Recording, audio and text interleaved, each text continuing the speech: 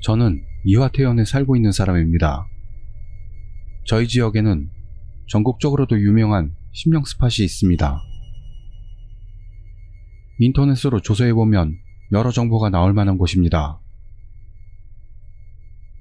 이번 이야기는 제 친구가 실제로 겪은 이야기가 되겠습니다. 심령 스팟이 되어 있는 장소는 위령의 숲이라고 불리는 곳으로 이화태현 시주쿠 이시초에 있습니다. 주변은 온천 여관이 많고 풍요로운 자연 환경입니다. 왜 위령의 숲이라고 불리게 됐을까요?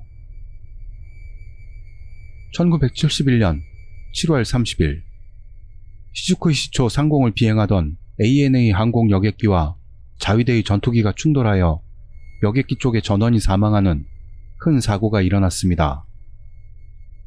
자위대 측은 전원 탈출했고 무사했다고 합니다.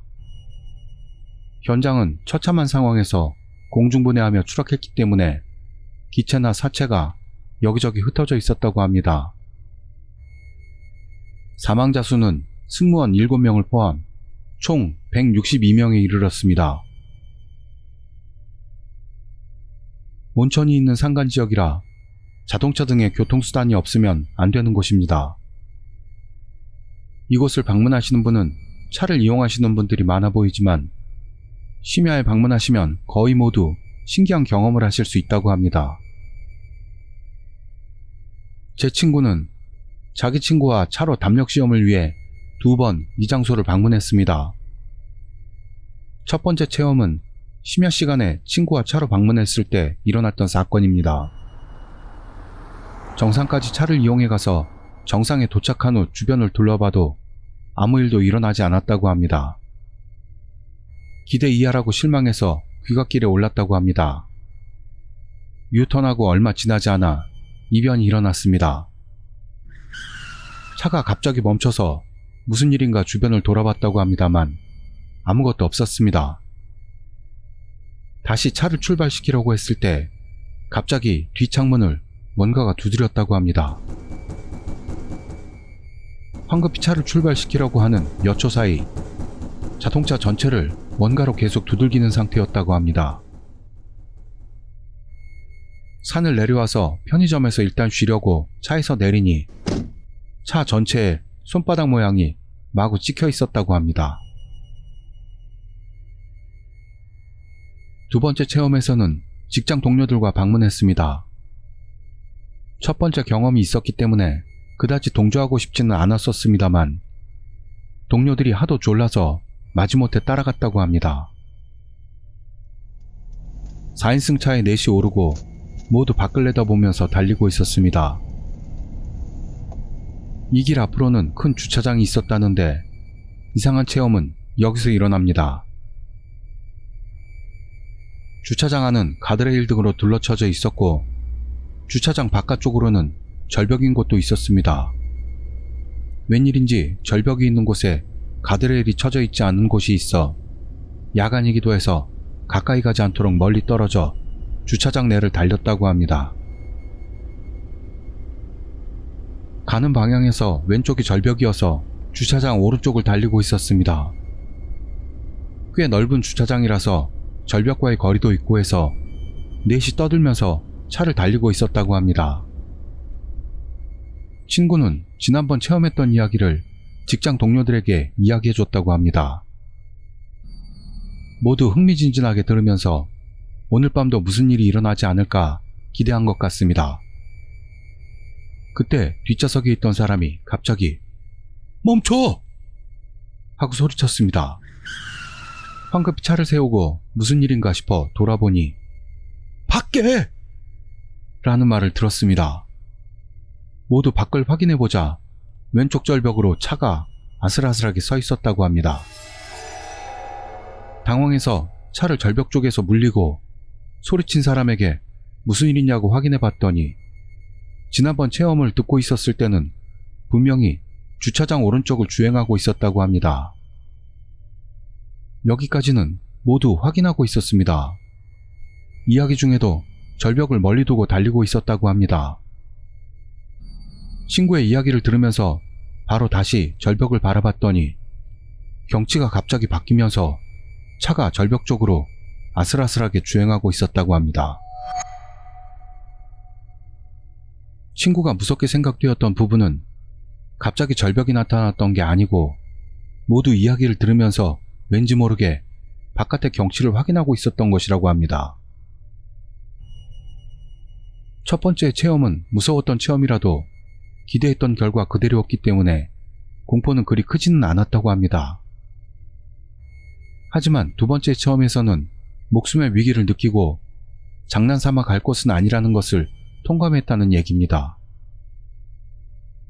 친구도 이곳에는 다신 발을 들이지 않고 있습니다.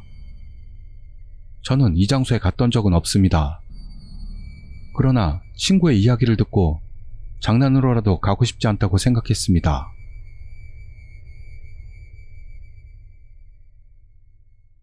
이것은 아이언 출신인 지인에게서 들었던 이야기입니다만 지역에 위령의 숲이라고 불리는 굉장히 유명한 심령 스팟이 있다고 합니다. 예전에 비행기 사고가 있었고 그 이후로 이상한 일이 일어나는 곳이 됐다는 겁니다. 지인도 예전에 별거 다닌 호기심으로 그 지역의 친구들과 담력 시험을 하러 간 적이 있었답니다. 그때의 이야기입니다. 지인은 4시 차에 타고 나갔다고 합니다. 저녁에 출발하고 목적지에 도착하기까지는 아무 일도 없었고 도착하고 나서도 지인은 특별히 아무것도 느끼지 못했다고 했습니다. 하지만 한동안 산책하고 있었는데 중년 남성이 "위령비는 저 방향이요?" 라고 물어왔다고 합니다.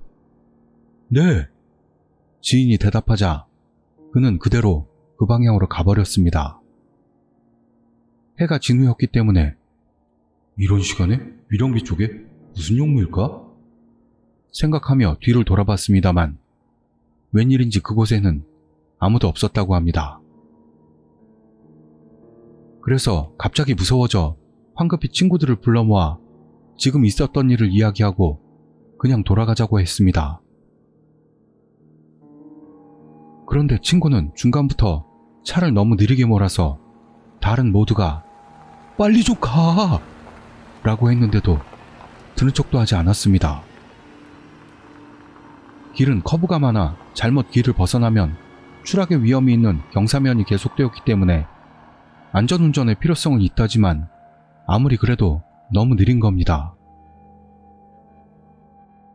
그런데도 겨우 편의점이 있는 곳까지 도착해 차를 세우고 한숨 돌리며 조금 안정을 찾았을 때 마실 거리라도 사오자는 이야기가 됐다고 합니다. 차에서 내렸을 때 지인은 어떤 위화감을 깨달았습니다. 지인은 조수석에 앉아 있었는데 사이드미러에 비친 차 안에는 머리가 긴 남자가 있었습니다. 멤버 중에서도 한 명이 장발이 있어서 그 친구라고 생각했는데 조수석 쪽 뒷좌석에서 내린 건 다른 멤버였다는 겁니다.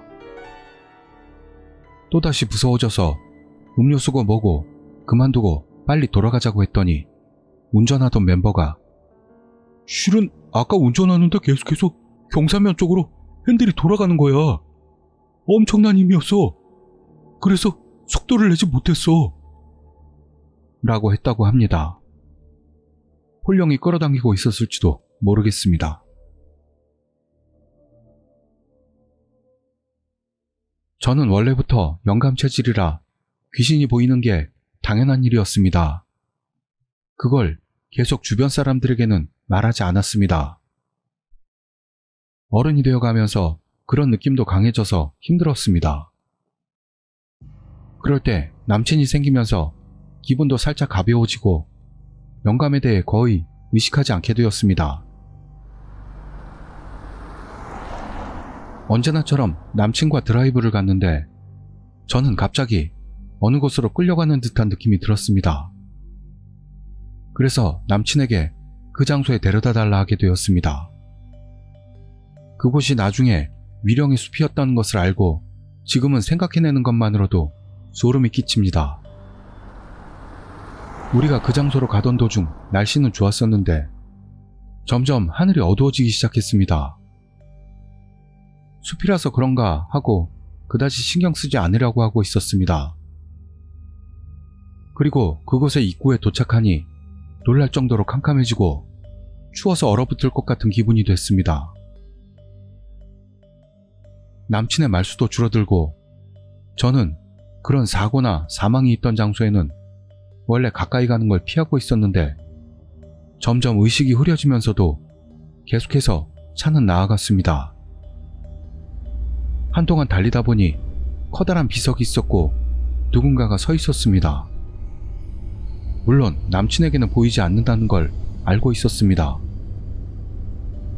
저는 제대로 제 의사를 전달해야겠다고 생각하고 돌아가자고 말하려는 순간 유턴을 좀처럼 할 수 없을 듯한 길로 남친은 점점 달려들어갔습니다. 저는 이젠 우리 차 뒷창에 누군가가 달라붙어 무언가를 말하고 있는 것을 알았습니다. 남친에게 돌아가자고 이젠 안 된다고 했더니 남친은 그제서야 제정신으로 돌아와서 지금 뭐하고 있는 거냐는 듯한 얼굴을 하고 있었습니다. 다행스럽게도 바로 눈앞에 유턴할 수 있는 곳을 발견하고 바로 거기서 차를 돌렸습니다. 그 뒤로는 저는 온몸이 아파서 뭔가 나무 뿌리에라도 감긴 듯한 느낌이었습니다.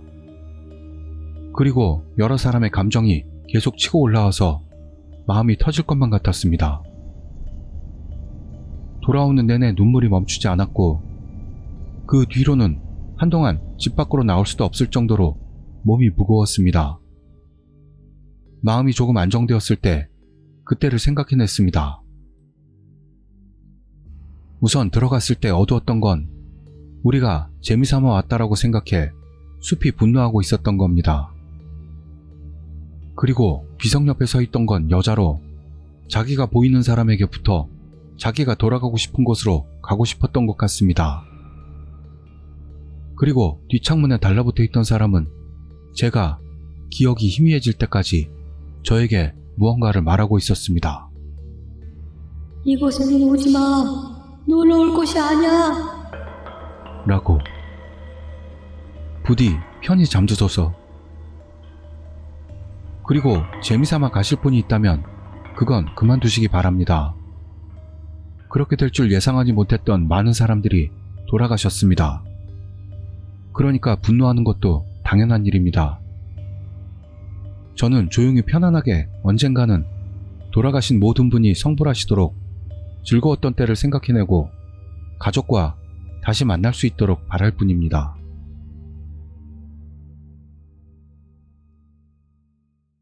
실화입니다. 작년 심근경색으로 구급차에 실려 중환자실로 옮겨졌을 때의 이야기. 이송 중 병원과 전화를 하던 구급대원이 있었습니다. 제 의식이 있는지 없는지 여러 가지 이야기를 걸어옵니다. 하지만 대답하기가 힘들어 멍하니 있었던 것 같습니다. 저 죽는 건가요? 같은 걸 물어봤다고도 생각됩니다. 구급대원은 웃으면서 괜찮습니다. 곧 병원이에요. 라며 친절하게 대답해 주었습니다. 그리고 중환자실에 도착. 많은 사람들이 달라붙어 몸에다 여기저기 뭔가를 장착합니다. 몸 구석구석으로 강렬한 통증이 전해져 옵니다. 그러던 중 의사가 초음파 검사를 하더니 위험해! 같은 말을 합니다. 여러 의사가 화상을 보면서 서로 상담하고 있습니다. 그러던 중 의식이 날아갔습니다. 잠이 들었던 건가 생각합니다만 몸이 부유하는 것 같은 느낌.